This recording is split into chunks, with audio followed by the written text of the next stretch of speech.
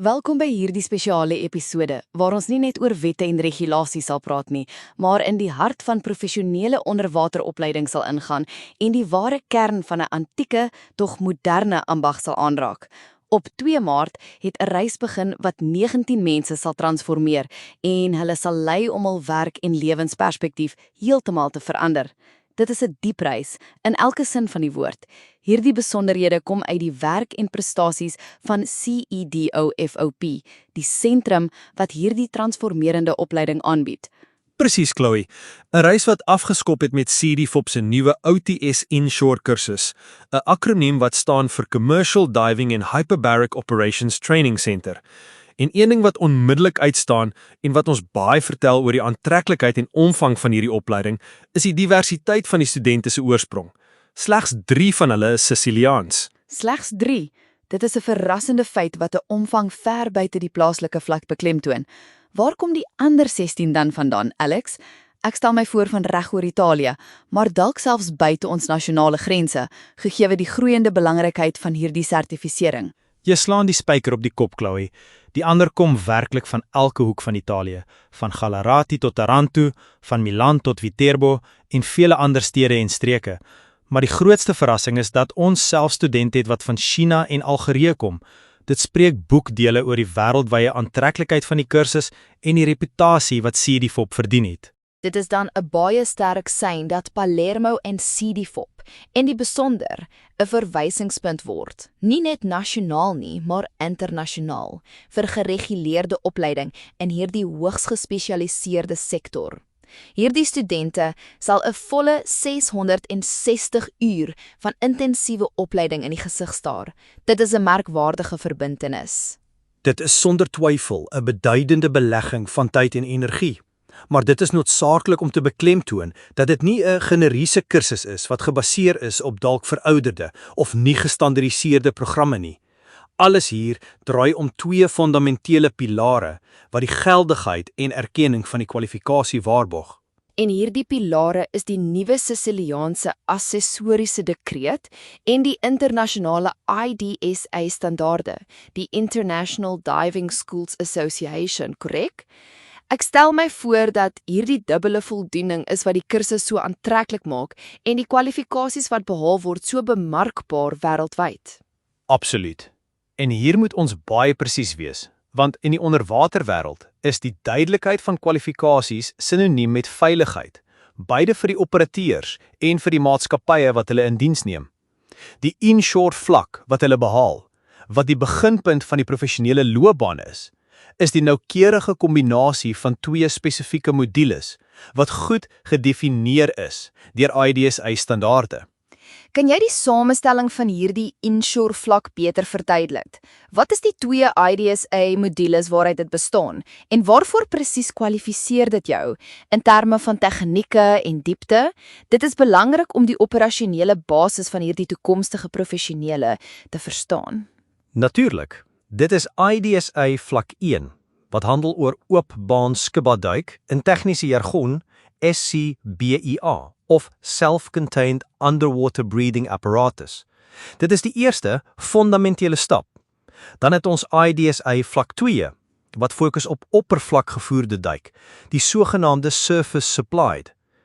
Hierdie 2 modules saam vorm die professioneel dat gekwalifiseer is om in 'n dieptereeks van 0 tot 30 meter te werk. So inshore is die operasionele basis wat duike binne 30 meter dek, beide met SIBBA en met oppervlak toevoer. Dit is 'n robuuste beginpunt, maar die professionele klim, soos jy voorspel het, stop beslis nie daar nie. Verby 30 meter gaan jy 'n heeltemal ander wêreld binne, die van offshore, met toenemende uitdagings en tegnologieë. Presies. Die inshore veld handel hoofsaaklik oor hawewerke, ingrypings op kus-siviele nerke, inspeksies van skuite en klein bote en soms ondersteuning vir aquakultuurprojekte. Maar wanneer ons van offshore praat, gaan baie meer komplekse en diep scenario's oop, hoofsaaklik gekoppel aan die energie-industrie, olie en gas en buitelandse windkrag. En wat is die vlakke van spesialisasie binne hierdie offshore wêreld? Ek stel my voor dat vordering bepaal word deur groter dieptes en die gebruik van al meer gesofistikeerde en komplekse toerusting wat selfs meer spesifieke en streng opleiding vereis. Presies. Die eerste hiervan is offshore air, dikwels ook top-up genoem, wat dit moontlik maak om tot 50 meter diep te werk. Hierdie vlak stem ooreen met IDSA vlak 3 en hier begin jy meer komplekse duikstelsels as in inshore gebruik, soos onderwatermandjies en ook klokke, wat groter beskerming en logistiek vir die operator bied. Mandjies en oopklokke, dit is stelsels wat, ek stel my voor, 'n meer beheerde omgewing vir duik bied, 'n soort mobiele platform vir die duiker wat op daardie dieptes werk. En na vlak 3 is daar die kruin, vlak 4. Ja, daar is die absolute kruin van die beroep. Offshore Deep Sea, IDSA vlak 4. Hier gaan ons die ryk van uiterste duik binne. Dit gaan nie meer oor diepte nie, maar oor verlengde bodemtye en die behoefte aan ander asemgasmengsels as lug om die effekte van druk te beheer. Diepsee, ek stel my voor, is die mees uiterste uitdaging vir 'n uitgesoekte paar. Ons praat van duike verby 50 meter met spesiale gasmengsels soos heliox, 'n mengsel van helium en suurstof om stikstofnarkose te werk en gasdigtheid te verminder. En natuurlik die gebruik van geslote klokstelsels in versadiging, 'n omgewing waar elke sekonde van bodemtyd ongelooflik kosbaar is. Presies, Chloe. Die geslote klok is 'n ware onderwater habitat wat duikers toelaat om vir dae of weke onder druk te leef en te werk. Hierdie benadering, genaamd versadigingsduik, skakel die behoefte aan veelvuldige dekompressies tussen duike uit, wat werkstyde drasties optimaliseer en risiko's verbonde aan herhaalde opstygings en dalinge verminder. Dit is die grens van menslike onderwater-ingenieurswese. 'n ongelooflike gesofistikeerde stelsel wat nie net uitsonderlike tegniese vaardighede vereis nie, maar ook ongewone fisiese en geestelike uithouvermoë.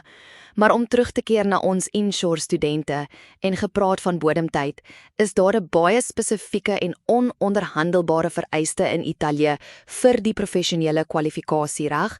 'n aspek wat dikwels onderskat word deur diegene wat van buite na die sektor kyk. Ja, absoluut fundamenteel. DPRS 31 van 2018, die dekreet van die president van die Siciliaanse streek, op bladsy 7, is kategories oor hierdie aspek en stel 'n noodsaaklike voorwaarde om die professionele kwalifikasie te behaal en in die telematiese gids van onderwateroperateurs geregistreer te kan word, moet elke student die minimum bodemtye wat deur IDSA-regulasies vasgestel is, noukeurig ophoop en in hulle logboek aanteken. So, dit is nie genoeg om die teoretiese en praktiese eksamens in die swembad of in beperkte waters te slaag nie. Daar moet werklike gedokumenteerde en verifieerbare minute onder water spandeer word in operasionele scenario's wat werklike werksomstandighede reproduseer.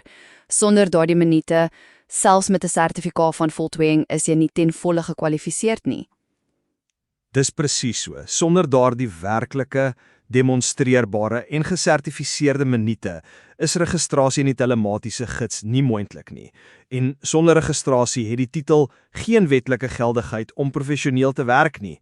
Hierdie vereiste is die waarborg dat die operateur nie net teoretiese kennis besit nie, maar ook die nodige praktyk en werklik die sensitiwiteit en reaksievermoëdenteerheid wat nodig is wanneer jy onder druk is, in elke sin. Ek verstaan die belangrikheid van hierdie klousule. Ek stel my egter voor dat vir 'n beginner die opgaring van hierdie ure 'n uitdaging kan wees. Baie kursusse in ander kontekste mik dalk meer op die verkryging van die stuk papier, eerder as werklike praktiese ervaring. Hier gaan jy teen die stroom op. Dit is 'n deurslaggewende onderskeid, Chloe, en 'n punt waarop CEDFOP en Siciliaanse regulasies baie streng is. Dit is nie 'n eenvoudige sertifikaat van bywoning nie. Dit is 'n sertifisering van bevoegdheid, en bevoegdheid in hierdie ambag word grootliks gemeet aan tyd wat in die water spandeer word, waar werklike situasies in die gesig gestaar word, toerusting bestuur word en probleme opgelos word. Dit is 'n filosofie wat veiligheid en operasionele doeltreffendheid prioritiseer. Dit lyk vir my na 'n waarborg vir die werkgewer. Sekerlik, maar ook vir die veiligheid van die duiker self en sy spanmaats. Dink jy egter nie dat hierdie rigiditeit op bodemtuie op een of ander manier 'n oormatige toegangsgrens vir sommige kan skep, wat die pad langer en duurder maak vergelyke met dalk 'n meer haastige opleiding wat elders aangebied word nie? Wel, Chloe, ek verstaan jou oogpunt en die kommer oor die toegangsgrens. In die professionele duiksektor kan ons egter nie kompromieë oor veiligheid en ervaring bekostig nie. Die koste van 'n fout onder water is te hoog. Hierdie vereistes is nie daar om te hinder nie, maar om professionele persone te kies en op te lei wat met maksimum veiligheid en betroubaarheid kan werk. Dit is nie 'n grens nie, maar 'n standaard van uiteenlimendheid. En ek verstaan die argument oor veiligheid. Tog is dit 'n ambag wat 'n groot aanvanklike belegging vereis, beide in tyd en geld. Kan dit nie wees dat terwyl ons uiteenlimendheid waarborg, ons uiteindelik toegang beperk vir dalk minder gegoede talente en diegene bevoordeel wat reeds hulpbronne het nie? Dit is 'n kwessie van regverdige toegang tot die beroep, sowel as veiligheid. Dit is 'n legitieme bespreking, Chloe, en baie kompleks. Dit is egter belangrik om te beklemtoon dat die beroep van OTS, van onderwater tegniese operateur, onder die mees lofwaardige in die maritieme sektor is, presies as gevolg van die risiko's en vaardighede wat vereis word. Die aanvanklike belegging betaal homself dikwels in 'n relatief kort tyd terug, mits jy die regte toewyding het. En die regulasie verseker dat slegs die beste se mark betree waar vertroue alles is. 'n Interessante oogpunt wat die belegging as 'n noodsaaklike filter vir 'n eliteberoep raam. Maar daar is 'n werklik unieke en fascinerende oomblik in hierdie kursus wat eeueoue tradisie verenig met 'n byna vakmanagtige sensitiwiteit. 'n Brug tussen die glorieryke verlede en innovasie. Ek verwys na die heel eerste oppervlakgevoerde duik. Ja, dit is 'n byna magiese oomblik, Chloe, en verteenwoordige onvervangbare opvoedkundige ervaring. Vir wat eintlik hul eerste praktiese ervaring vanaf die paneel is, gebruik die studente nie dadelik 'n moderne helm in hars of saamgestelde materiale nie. Dis waar die Palombaris in die prentjie kom, 'n naam wat geskiedenis en diep wortels oproep. Die Palombaris, 'n treffende naam wat onmiddellik die antieke figuur van die duiker oproep. Ek stel my voor dit is nie 'n eenvoudige helm nie, maar 'n stuk met 'n storie, dalk 'n getroue replika, of 'n sorgvuldig gerestoreerde antieke voorwerp. Wat maak dit so spesiaal in hierdie opleidingskonteks? Die storie agter die Palombaris is selfs meer fascinerend as wat mense sou dink. Dit is nie 'n gerestoreerde antieke helm nie, maar 'n moderne skepping wat tradisie eer. Maurizio Masucci, die bouer van die helm, het met groot passie oor sy visie vertel. Ek haal sy woorde letterlik aan, wat ek glo die idee perfek oordra. 'n Verklaring wat al die passie en vakmanskap wasvang. So Masucci het 'n helm geskep wat, hoewel dit die indrukwekkende en robuuste estetiek van die vroeë 20ste eeu oproep, 'n gevorderde tegnologiese siel het, wat dit heeltemal funksioneel en veilig maak vir vandag se onderrig, met geharde glas, oorringe vir 'n perfekte siel en 'n handwiel vir lugregulering, as ek my nie misgis nie. Presies. Die voorkoms is die van 'n klassieke vroeë 20ste eeuse helm, maar die konstruksie daarvan is allesbehalwe oud. Dit is in 2008 gebou. Verrassend genoeg, dit is nie 'n gerestoreerde antieke stuk nie, maar 'n voorwerp wat ontwerp is vir moderne funksionaliteit en veiligheid. Dit maak dit selfs meer betekenisvol, want dit demonstreer hoe respek vir tradisie kan saamleef met die kontemporêre behoeftes van 'n nuwerwetse opleidingsentrum. Van 2008 tot vandag het CEDIFOP dit gebruik vir 'n baie spesifieke opvoedkundige rede. Om studente respiratoriese sensitiwiteit te leer, kan jy uitbrei oor hoekom 'n tradisionele helm so effektief is vir hierdie doel, dalk meer as 'n moderne harshelm in 'n era van hoë tegnologie. Natuurlik. Die tradisionele metaalhelm met sy interne volume en die opset van die asemhalingsstelsel bied 'n effens ander weerstand teen lugvloei vergeleke met moderne helms. Dit dwing die student om 'n groter bewustheid van hul eie asemhalingsaksie te ontwikkel, om die lug wat in en uitgaan te voel, om hul asem in 'n meer beheerde, maar ook 'n meer fisiese omgewing te bestuur. Dit is 'n les in onderwater propriosepsie. So dit is 'n fundamentele oefening om die fondasies te bou vir wat 'n meer komplekse bestuur van gasse en diepte sal wees. Dit is nie net 'n historiese voorwerp nie, maar 'n onvervangbare pedagogiese instrument wat direkte ervaring bied met die wortels van die beroep en nederigheid en respek vir die pionierskweek. Dit is presies dit. Dit bied 'n tasbare en byna emosionele begrip van wat dit beteken het om in die verlede te duik en hoe tegnologie gevorder het om die beroep veiliger en doeltreffender te maak.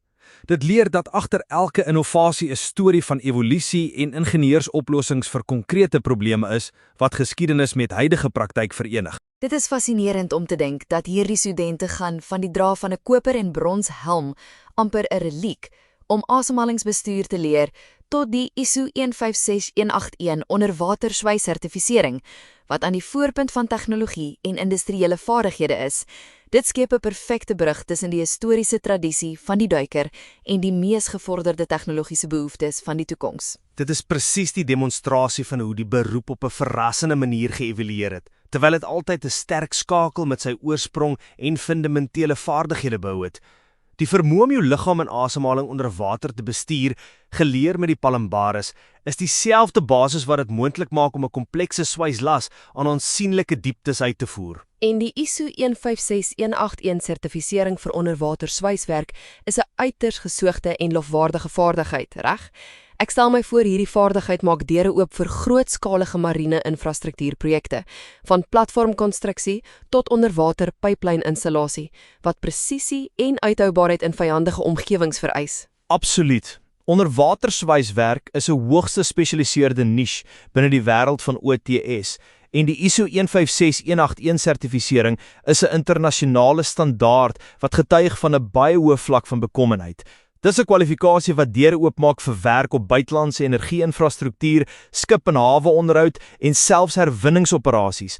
Dit is waar handvaardigheid materiaalwetenskap ontmoet in 'n uiterste omgewing. So, die opleidingspad by CDE Fab Lab gaan nie net oor duik nie, maar integreer multidissiplinêre vaardighede wat die onderwater tegniese operateur 'n ware ingenieur van die seebodem maak. Maar dis nie net die tegniese aspek wat evalueer nie, maar ook die ingesteldheid van die professioneel wat globale uitdagings in die gesig moet staan. Dit is 360 grade opleiding wat die individu voorberei om nie net te duik en te werk nie, maar ook om die omgewing waarin hulle werk te verstaan en komplekse situasies te bestuur. Aan die einde van hierdie 660 ure van intensiewe opleiding tussen teorie, praktyk in beperkte water en werklike duike, sal hierdie professionele persone 'n ware paspoort na die wêreld in hul hande hê. 'n Paspoort, ja, 'n dokument wat getuig van hul vaardighede en wat, danksy 'n spesifieke Europese meganisme, hul titel reg oor die Europese Unie erken sal maak. Ons praat van die Europass Certificate Supplement, korrek? Dit is 'n waarborg van ongekende professionele mobiliteit. Presies. Die Europass Certificate Supplement is 'n deurslaggewende komponent wat die titel wat behaal is vertaal in 'n gestandaardiseerde en verstaanbare formaat in alle EU-lande. Hulle sal nie meer soos mens met 'n bietjie van 'n ou tydse uitdrukking sê, gevangenes van die hawe of van plaaslike regulasies wees nie, maar ware globale professionele persone met die vryheid om werksgeleenthede enige plek in Europa te soek. En dit is 'n enorme voordeel in 'n sektor waar projekte dikwels internasionaal is en spanne met sertifisering op 'n transnasionale vlak vereis. Maar Alex, ek wil 'n bietjie druk op hierdie punt. Is die Europass werklik so universeel aanvaar sonder wrywing? Is daar nie nog bureaukrasie of plaaslike weerstand wat hierdie mobiliteit minder maklik kan maak nie, ten spyte van die Europese riglyn? Dit is 'n uitstekende vraag, Chloe, en dit gaan na die hart van die kwessie van professionele mobiliteit. Alhoewel die Europass Certificate Supplement 'n buitengewoon doeltreffende instrument is en 'n enorme stap na standaardisering, is dit waar dat volle aanvaarding effens kan verskil. In teorie skakel dit hindernisse uit, in die praktyk kan klein interpretasie-nuances of addisionele plaaslike vereistes na vore kom, maar dit is uitsonderings eerder as die reël. So, dit is nie 'n absolute blanko check nie, maar steeds 'n baie kragtige fasiliteerder. Kom ons sê die riglyn is daar, die formele erkenning ook, maar die werklikheid op die grond kan 'n paar klein groewighede bied. Dit verander nie die feit dat om 'n verstaanbare en gesertifiseerde titel op Europese vlak te hê 'n onskatbare voordeel is vergelyke met 'n suiwer nasionale titel nie. Presies. Dit is 'n groot fasiliteerder. Dit gee die professionele persoon onderhandelingsmag en onmiddellike geloofwaardigheid wat 'n eenvoudige nasionale sertifikaat wat dalk onbekend is in die buiteland nooit sou kon bied nie. Die meeste groot internasionale maatskappye werk in 'n Europese konteks en waardeer die duidelikheid en standaardisering wat Europass waarborg enorm. Dit oorkom die aanvanklike taalkundige en regulatoriese struikelblok. So Europass skakel nie elke moontlike haakplek uit nie, maar skep 'n soliede raamwerk wat maatskappye erken en waardeer. Dit projekteer hierdie OTS eens na 'n toekoms waar loopbaangeleenthede nie meer beperk is nie, maar oor see en kontinente strek. Absoluut ja. Van die dieptes van China tot Gallarate, groot onderwaterwerke, instandhouding van energie-infrastruktuur of soektog en herwinning praat vandag net een taal, die van gesertifiseerde en internasionaal erkende bevoegdheid. En CEDIFOP met sy streng benadering dra by tot die opleiding van hierdie ambassadeurs van Italiaanse bevoegdheid in die wêreld. Dis 'n pragtige beeld, die van ambassadeurs van Italiaanse bevoegdheid. Ek sou graag kortliks 'n aspek wou verken wat ons slegs in die verbygaan aangeraak het, verband hou met veiligheid en regulering. Ons het gepraat oor DPRS 31 van 2018.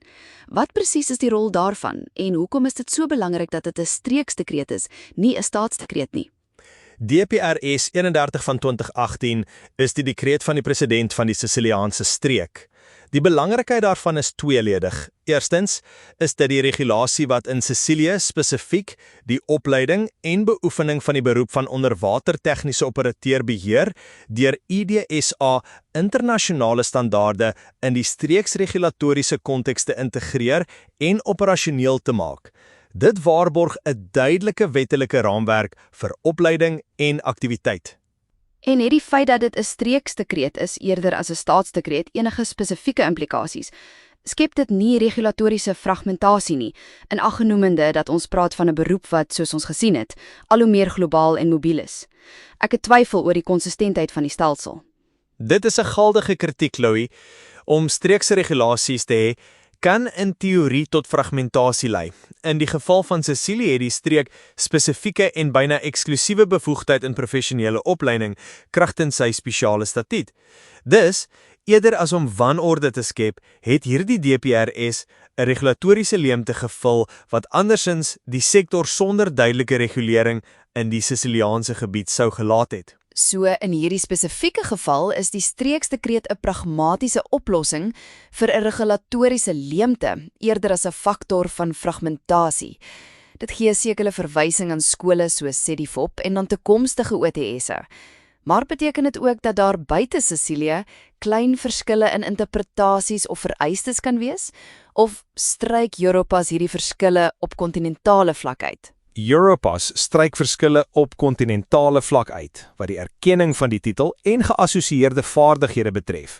Maar die streeksregulasie beheer die lewering van opleiding en interne vereistes vir die verkryging van daardie titel in daardie spesifieke streek. Dus, terwyl 'n OTS wat in Sicilië opgelei is, 'n titel sal hê wat in die EU erken word, danksy Europass, kon die opleidingsvereistes effens anders gewees het as die van 'n kursus wat, sê maar, in 'n ander Italiaanse streek gehou is, as dit sy eie spesifieke regulasie gehad het. Dis 'n subtiele maar belangrike onderskeid. Opleiding volg streeksreëls, maar die finale sertifikaat het breë geldigheid. Dit lei ons om na te dink oor die toekoms van hierdie beroep.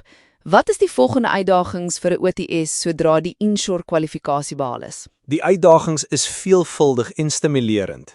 Sodra die inshore kwalifikasie behaal is die eerste stap om te begin werk en praktiese ervaring in die toegelate dieptereeks op te bou. Baie vind werk in hawewerke, instandhouding van onderwaterpyplyne, skipinspeksies. Hierdie ervaring is deurslaggewend vir die versterking van die aangeleerde vaardighede. En na die konsolidering van die inshore ervaring, stel ek my voor die natuurlike progressie is na die offshore vlakke, wat ons beskryf het om toegang te verkry tot meer komplekse en lofwaardige werke, wat verdere spesialisering vereis. Presies. Offshore Air, IDSA vlak 3, is die volgende stap vir baie, wat dit moontlik maak om tot 50 meter te werk. Dan, vir die mees ambisieuses, is daar vlak 4, die Deep Sea, wat die deure oopmaak na die wêreld van versadigingsduik en gasmengsels, wat die kruin van die loopbaan is, en jare se ervaring en uitsonderlike psigofisiese voorbereiding vereis. Dit vereis konstante toewyding aan opleiding en opdatering. Dit is nie 'n beroep waar mens tevrede kan wees met die eerste titel nie.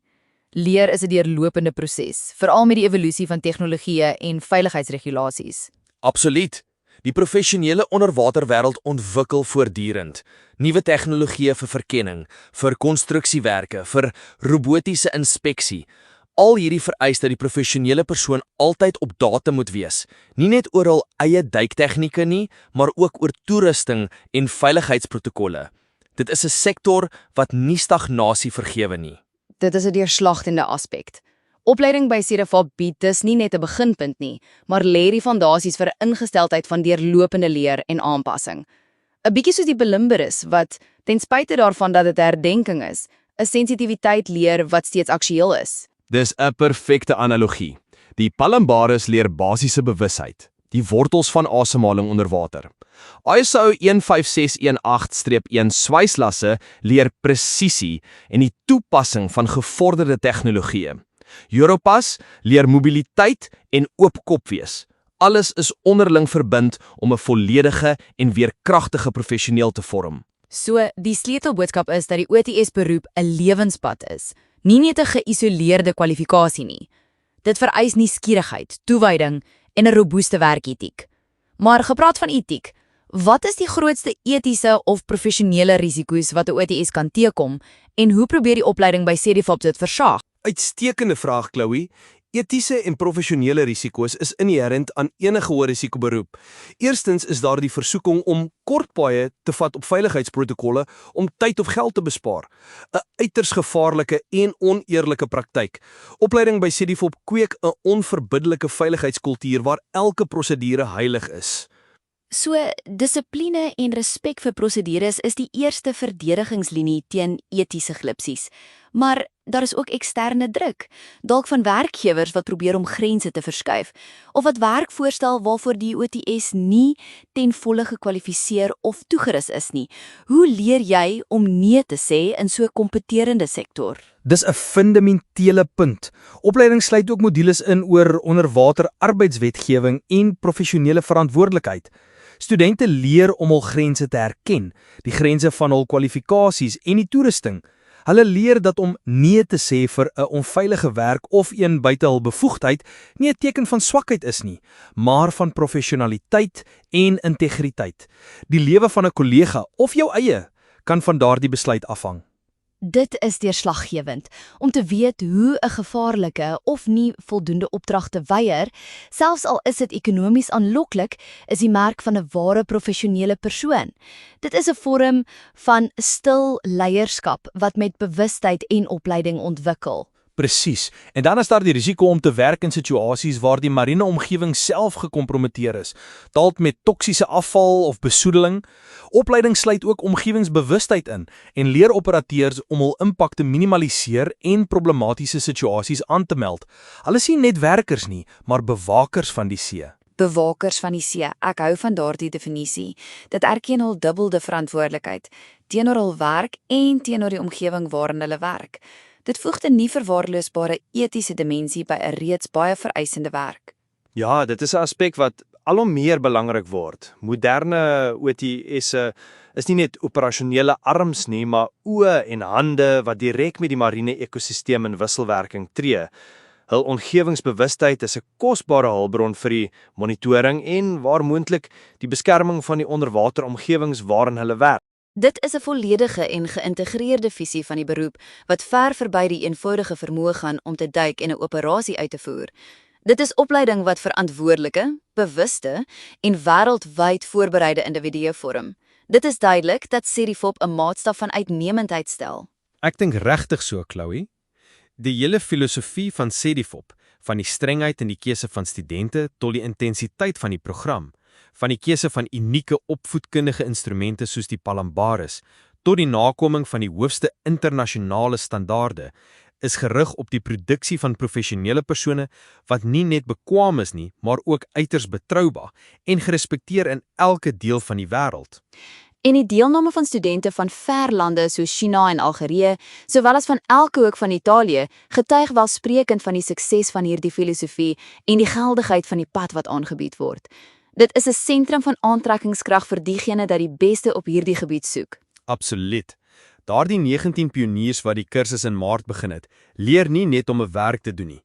Hulle lê die fondasies vir 'n internasionale loopbaan, gebaseer op erkende vaardighede en 'n diep verstaan van hul rol, baie tegnies en eties. Hulle word deel van 'n globale gemeenskap van hoogs gekwalifiseerde professionele persone. Hulle word in werklikheid die pilare van die volgende generasies onderwatertegniese operateurs. Met hul opleiding by CEDIFOP verteenwoordig hulle die toekoms van 'n vitale en voortdurend uitbreidende sektor. En dit is 'n boodskap van hoop en geleentheid vir baie jong mense, en selfs nie so jonk nie, wat 'n konkrete, uitdagende professionele pad soek met 'n werklike impak, baie op infrastruktuur en die omgewing. 'n Toekoms wat gebou word, presies, vanaf die bodem van die see. Vandag se les eindig hier en 'n groot baie geluk aan die 19 pioniers van CEDIFOP wat hierdie buitengewone professionele reis onderneem. Hul avontuur het pas begin, maar die fondasies vir sukses is so stewig soos die koper van die Palambaris.